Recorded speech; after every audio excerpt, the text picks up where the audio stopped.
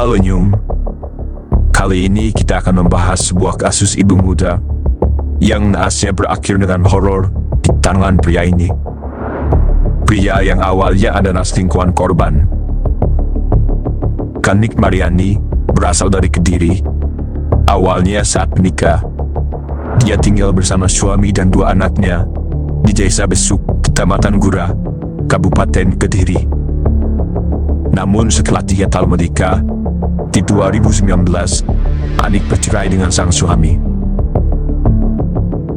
Setelah pasangan ini bercerai, Anik dengan kedua anaknya tetap tinggal di rumah yang berada di Desa Besuk, yang kegiatannya hanya diisi dengan mengurus kedua anaknya. Lalu beberapa bulan kemudian, Anik menikah kedua kalinya dengan pria asal Semarang, yang dimana dalam pernikahan keduanya melahirkan satu anak laki-laki. Suami keduanya ini merantau sebagai pekerja tambang emas yang ada di Batam. Dengan demikian, Anik lebih banyak di rumah mengurus ketiga anaknya. Dari hasil kerja sang suami, ia tiap bulan mengirim uang belanja dan uang kebutuhan sebesar 20 juta. Karena hal ini, Anik seringkali selalu sendirian dalam mengurus segala hal, termasuk berpergian sendirian dengan mengendarai Suzuki Baleno-nya. Dan ini salah satu postingan Anik di akun TikTok-nya. Sebuah video yang diartikan sebagai bentuk kemandirian sekaligus keresahannya. Kepada teman dan sahabat wanitanya, Anik kerap bercerita perihal kehidupan rumah tangganya yang kurang lebih dirasakan kurang bahagia. Namun semua itu coba dialihkan dengan fokus mengurus ketiga anaknya, termasuk antar jemput sekolah anak-anaknya, mengajar anak-anaknya bermain di playground, yang membuat anak-anaknya sangat dekat sekaligus manja kepada Anik. Rasa bosan dan kesepian yang kerap ditutupi juga dihindarinya semakin sulit untuk tidak dirasakan. Anik pun mulai mengakali dengan kegiatan baru di awal 2024 dengan membuka warung kecil-kecilan. Beberapa waktu kemudian, dikarenakan wajah cantiknya, Anik ditawari menjadi SPG sebuah produk di kota Kediri. Demi untuk menyibukkan diri, Anik pun menerima tawaran tersebut.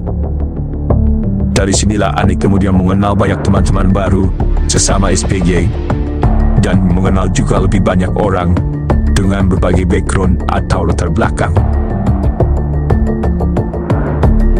Salah satunya yaitu si pelaku bernama Dedi Abdullah. Di awal perkenalannya, pelaku mengaku sebagai pengusaha bawang merah yang cukup sukses, yang ternyata pekerjaan ini bisa terjadi dikarenakan Dedi ini adalah mantan pacar temannya. Setelah itu entah bagaimana ceritanya, Anik pun dekat dengan Dedi, yang awalnya hanya sebatas chattingan aja, jadi kedekatan yang intens. Kenapa bisa intens? Karena kelakuan Dedi yang terus-menerus menghubungi Anik, yang mengaku bisa menjaga Anik, dikarenakan mengaku sebagai pengusaha sukses, bahkan menjanjikan Anik 2 miliar untuk membuka usaha kos-kosan, dan juga berjanji akan memberikan iPhone 15 Pro Max. Nah, jadinya Anik yang memang merasa kesepian, plus janji-janji bualan pelaku diri ini, Anik pun luluh, dan memulai secara diam-diam hubungan gelap dengan Dedi. Sedikit soal Dedi. Dia adalah seorang duda dari Kabupaten Brebes, Jawa Tengah. Di sanalah dia menikah dengan wanita yang kemudian bercerai saat sudah memiliki 2 anak. Sejak itulah dia menjadi gila liar, memanfaatkan kepintarannya dalam berbicara dan dihai menipu, yang dimana tujuannya memang mendekati para wanita kaya untuk mendapatkan uang untuk kesenangannya sendiri. Padahal aslinya Dedi ini pengangguran yang sering berpindah-pindah tempat tinggal, yang kebetulan saat itu Dedi sedang menetap di sebuah kos-kosan di daerah Tulung Agung, yang berjarak sekitar 35 km atau 50 menit ke arah Kediri, tempat tinggal Anik. Berdasarkan sepengetahuan Dedi tentang Anik, maka dia pun berusaha merutin Anik dengan tipu dayanya. Akhirnya setelah 6 bulan, hanya via chattingan, di bulan September 2024, Dedi mengajak Anik bertemu di Jombang, dan Anik pun setuju. Namun sebelum pertemuan itu, di tanggal 6 September, Anik sempat posting di akun TikToknya perihal video ulang tahun anak bungsunya, anak dari suami keduanya. Dan itulah postingan terakhir Anik.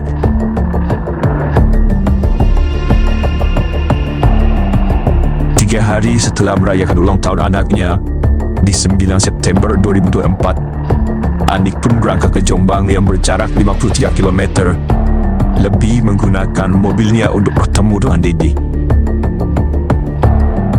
Di sanalah mereka sempat mampir untuk makan sate lebih dahulu.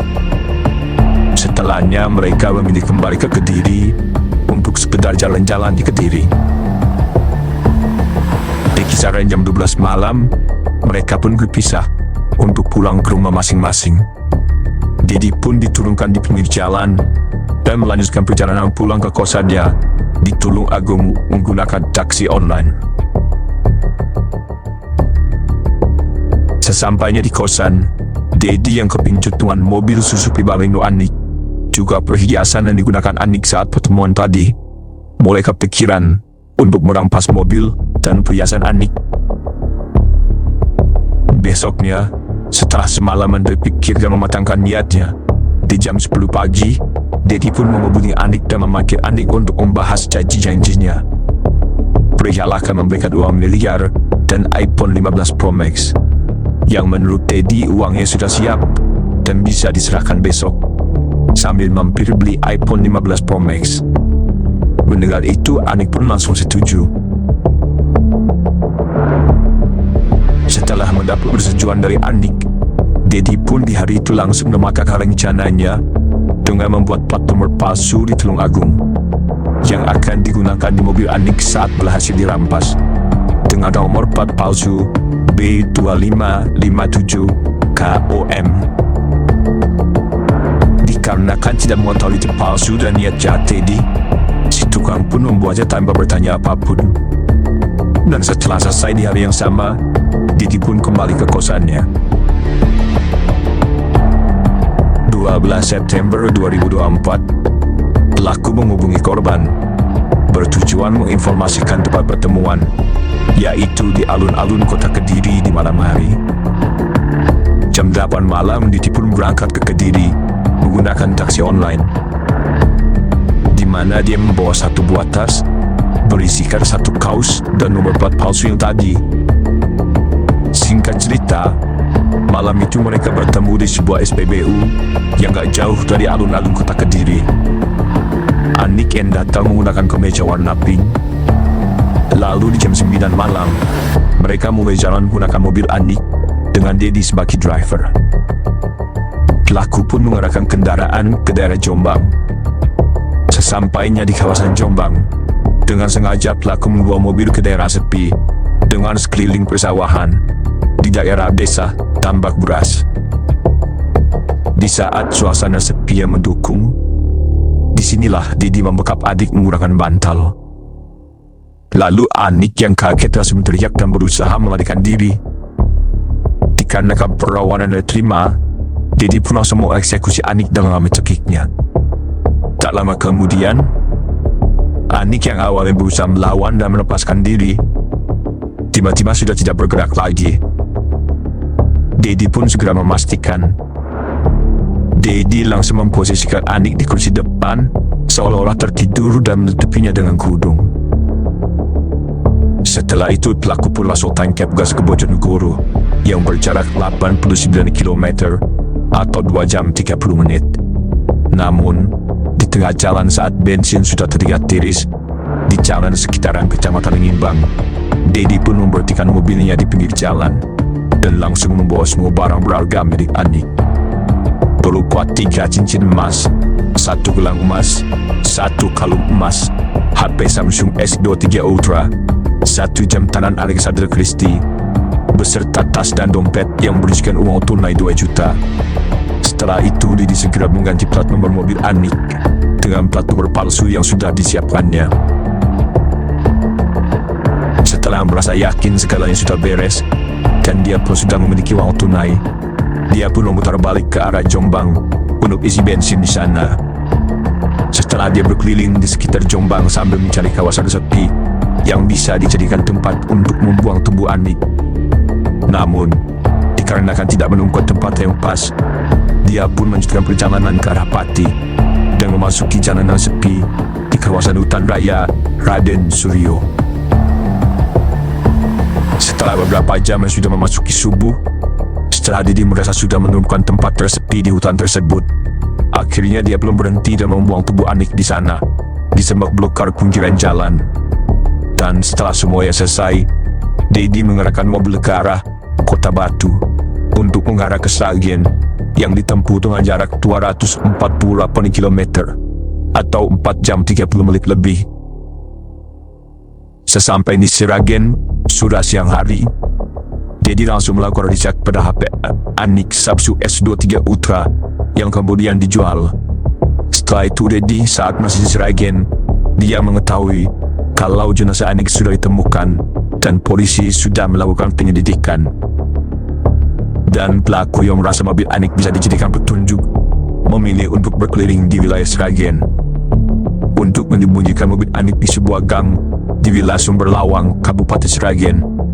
Namun dikarenakan sudah panik, dia pun langsung berusaha melarikan diri sejauh mungkin dengan mencari tumpangan truk untuk menuju Semarang.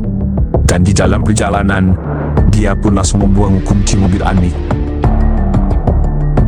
Sesampainya di Semarang sudah malam hari, namun dia bingung harus kemana. Setelah mikir-mikir, dia pun memutuskan untuk lari ke rumah pamannya yang bekerja di Riau. Malam itu juga dia naik bis dari Semarang menuju Riau.